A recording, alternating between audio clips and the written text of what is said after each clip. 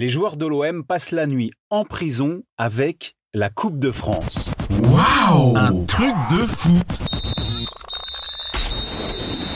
Il y a des anecdotes que l'on aimerait cacher le plus longtemps possible. Et puis un jour, on se dit qu'il y a prescription.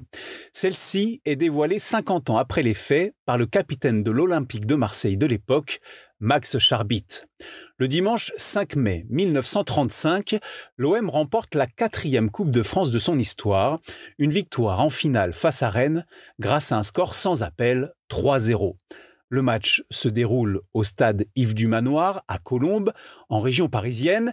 Max Charbit, le capitaine marseillais, et ses coéquipiers soulèvent le trophée et font un tour d'honneur bien mérité avec la coupe tant convoitée.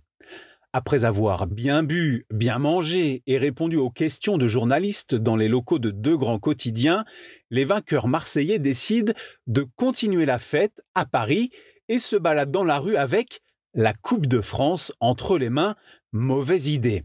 Tard dans la nuit, Max Charbit et ses coéquipiers tombent sur une bande encore plus éméchée qu'eux. Ils sont pris à partie, le ton monte, des coups sont échangés, une bagarre générale éclate. Alertés, les policiers arrivent avec le panier à salade pour embarquer tout ce beau monde, direction le poste. Les Marseillais protestent, ils viennent de gagner la Coupe de France. Mais rien n'y fait, ils se retrouvent derrière les barreaux avec le trophée durement acquis qu'ils ne comptent pas lâcher d'un millimètre. Les joueurs appellent leurs dirigeants pour qu'ils les sortent de ce mauvais pas. Sans succès, il faut l'intervention d'un amoureux de l'OM bien placé, haut placé même, pour les exfiltrer. Son nom, Fernand Bouisson. Alors, président de la Chambre des députés et ancien joueur de rugby olympien, il vient en personne, en pleine nuit, au commissariat.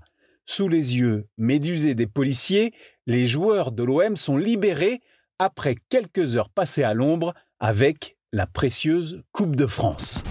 Waouh! Un truc de fou! Ta dose d'anecdotes sur l'histoire du football à retrouver en podcast sur Facebook, Twitter, Instagram et sur untrucdefoot.fr.